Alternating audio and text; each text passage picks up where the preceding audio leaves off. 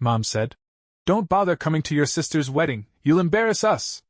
I smiled and booked a first-class vacation instead.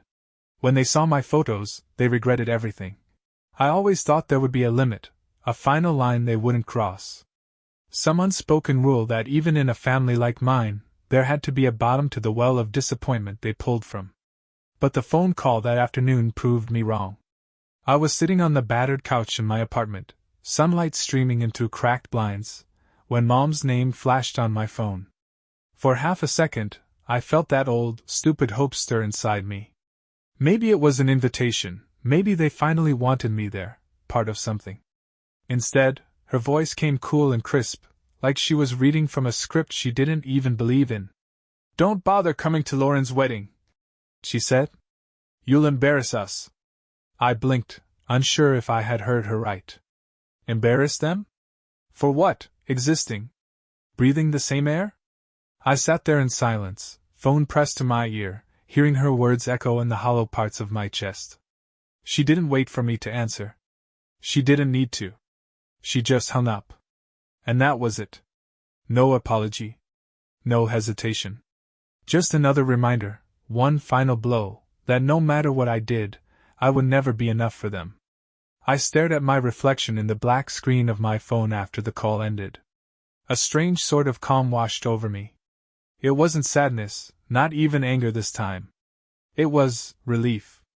A heavy door slammed shut. I smiled. For the first time in a long, long while.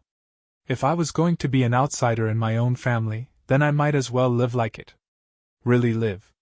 And so, while they were busy pinning boutonnieres and practicing fake smiles for wedding photos, I started planning something else entirely. Something extraordinary. The first clue that things could be different, that I could be different, came that very evening, when I sat down at my kitchen table with an old, half-dead laptop and a stubborn kind of energy buzzing through me. I pulled up a browser and typed the words without thinking. Best first-class vacations in the world. It was a ridiculous idea. A fantasy.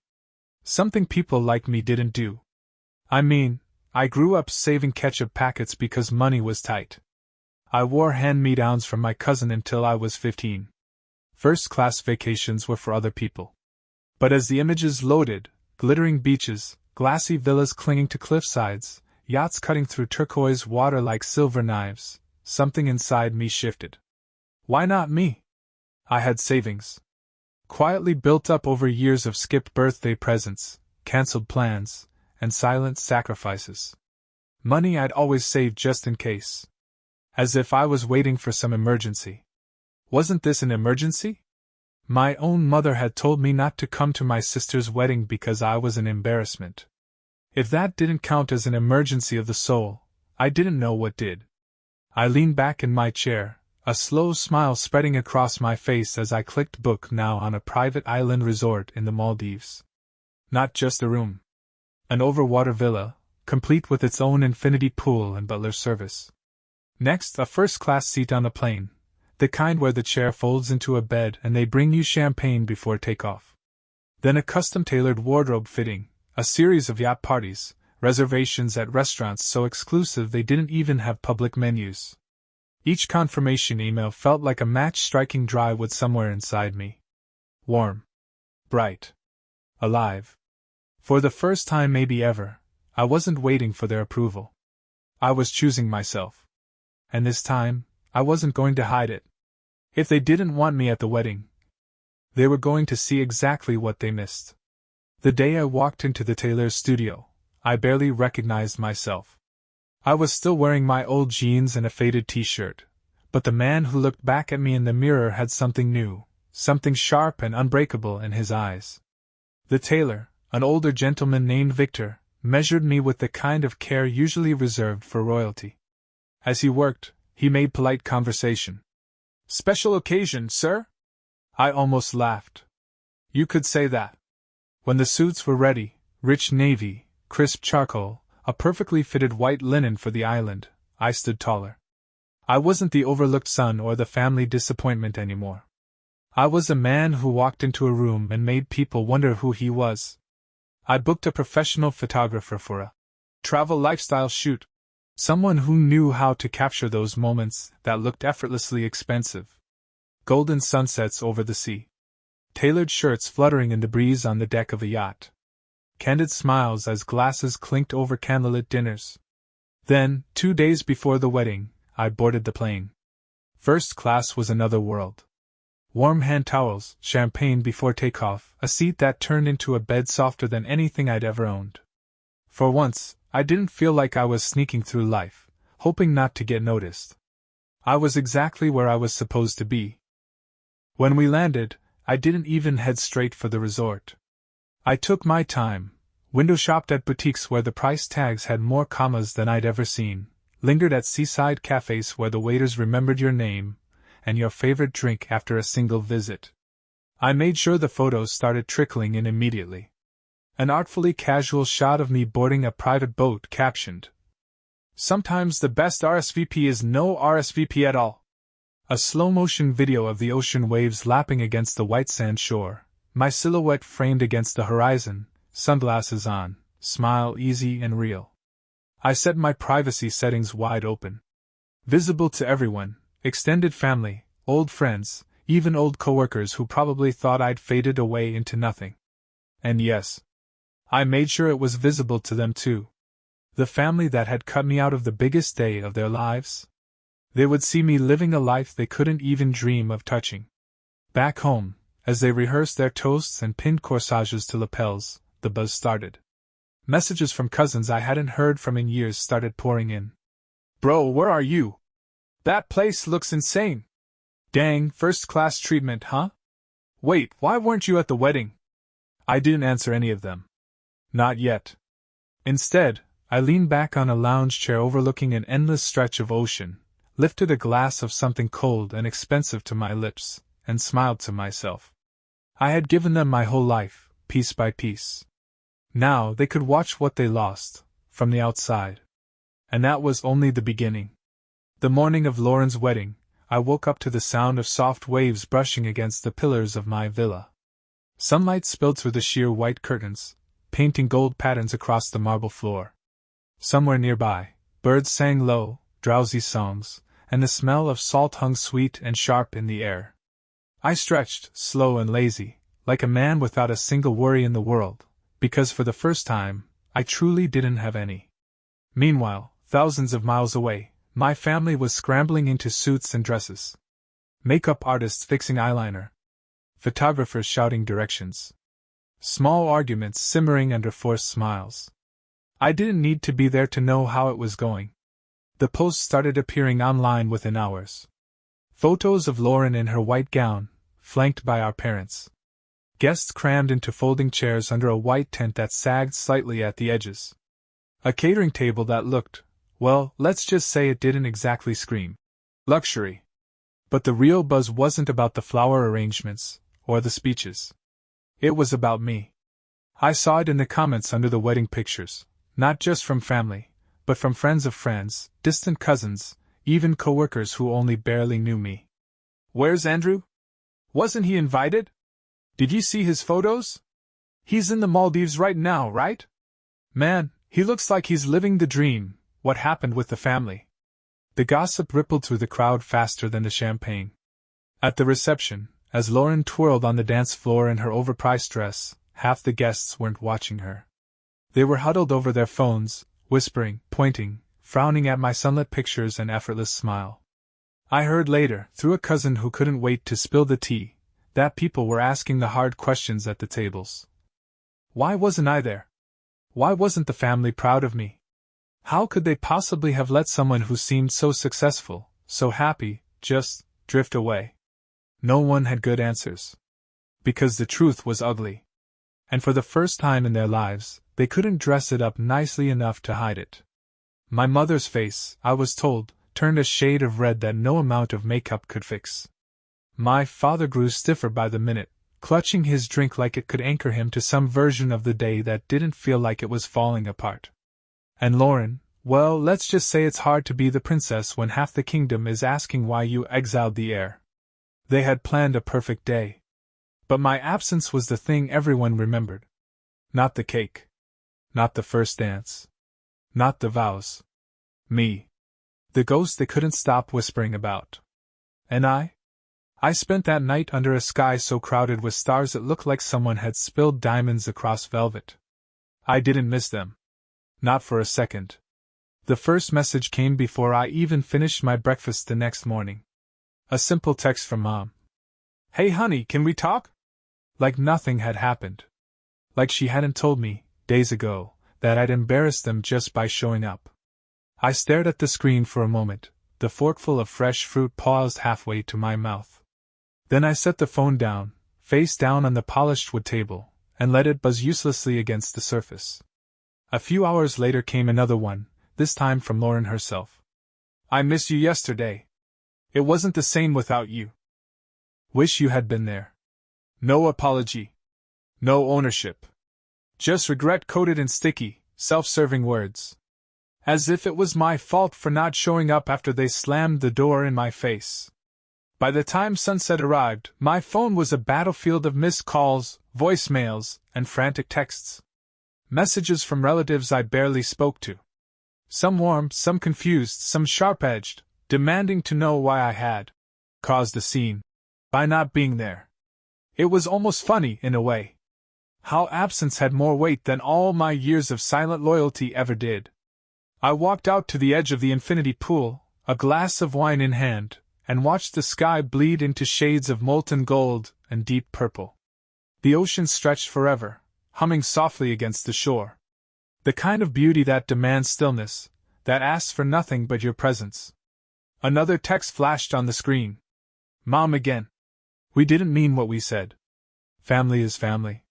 Please come home." I took a slow sip of wine, feeling the warmth spread through my chest. A deep, quiet peace settled in my bones. Home. Funny how they still thought they had the power to define that word for me.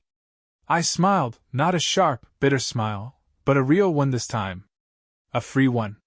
Then, without ceremony, I opened my messages. And I started deleting them. One by one. No hesitation. No second thoughts. I wasn't angry anymore. I wasn't hurt. I was done. Truly, finally, wonderfully done. I turned off my phone, dropped it onto the cushioned lounge chair behind me, and watched as the last sliver of sun slipped below the horizon. The world didn't end without them. In fact, it was just beginning. For the first time in my life, I chose myself. And it was beautiful. That night, for the first time in what felt like forever, the silence wasn't heavy. It wasn't the silence of waiting for a phone call that never came. Or the silence after another family dinner where I was invisible. It was a good silence. A full one. The kind that hums gently around you like a second heartbeat. I sat out on the balcony of my villa, barefoot, a soft breeze threading through my hair, and just breathed. No noise. No expectations. No waiting for someone else to decide if I was worthy. The ocean whispered beneath me, constant and patient. Somewhere deep inside, the old version of me, the boy who had begged for scraps of affection, the man who had bent himself into shapes trying to fit into a family that never wanted him whole, exhaled, and finally let go. Not with anger. Not with sorrow. Just peace. Maybe, I thought, some doors don't close. Maybe they were never open to begin with. And that was okay. The next morning, I woke before the sun. The sky was still bruised with darkness, but a thin line of silver stretched along the horizon, promising a new day. I wrapped myself in a soft cotton robe, padded barefoot to the deck, and stood there, feeling the cool wood beneath my feet, the salty air waking up my senses. For a long time, I just watched the world change colors. And somewhere in that slow, golden blooming of light, a thought slid into my mind, quiet, but steady.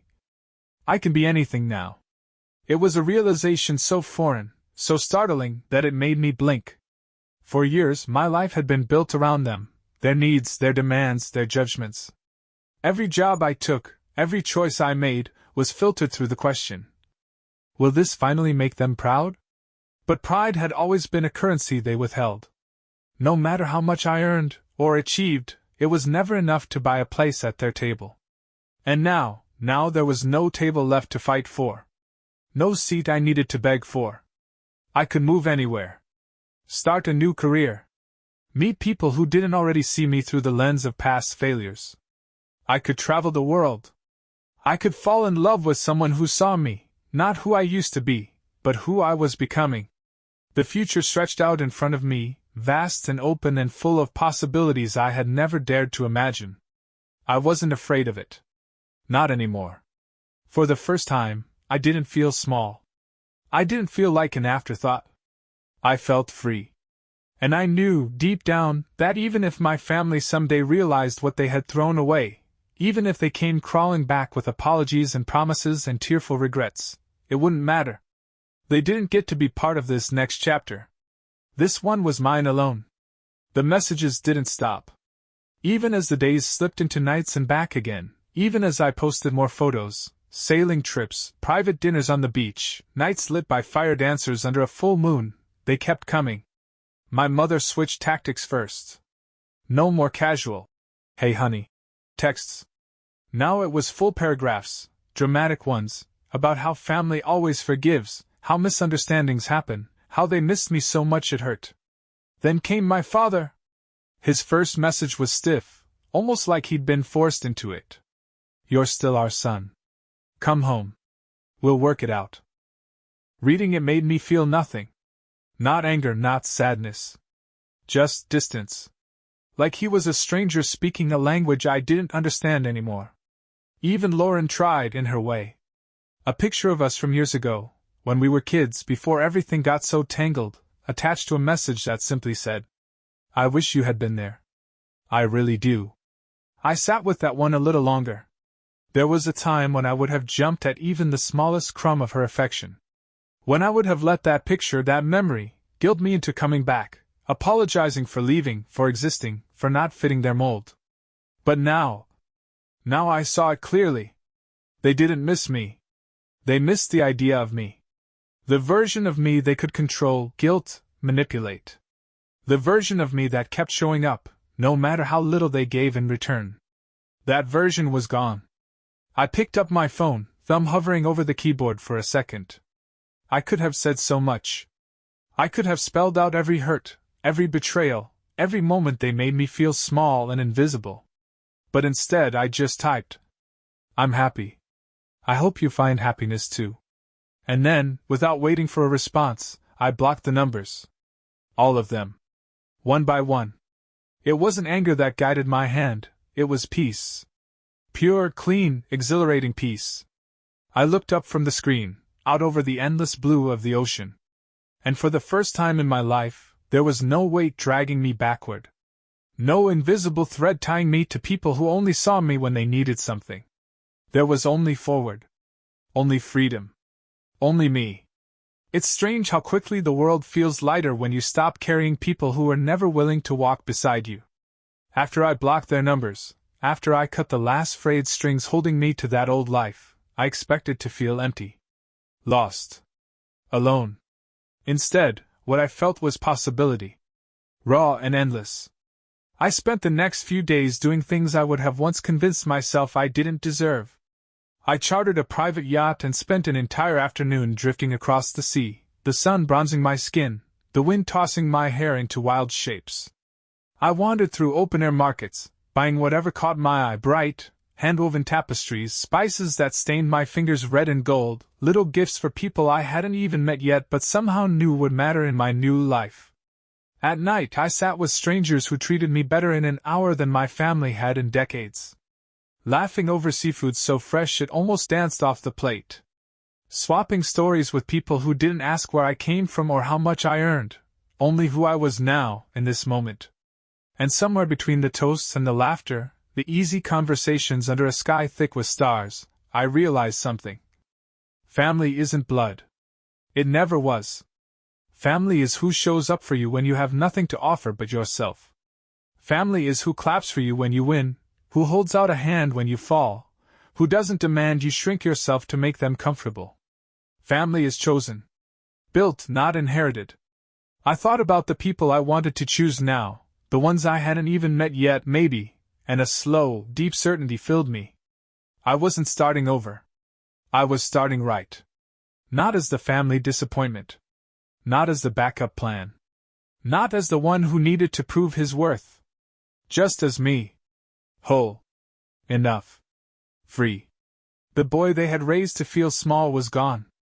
In his place stood a man who finally understood that walking away wasn't weakness. It was power. That evening I watched the sunset from the balcony of my villa, the sky melting into brilliant streaks of orange and violet.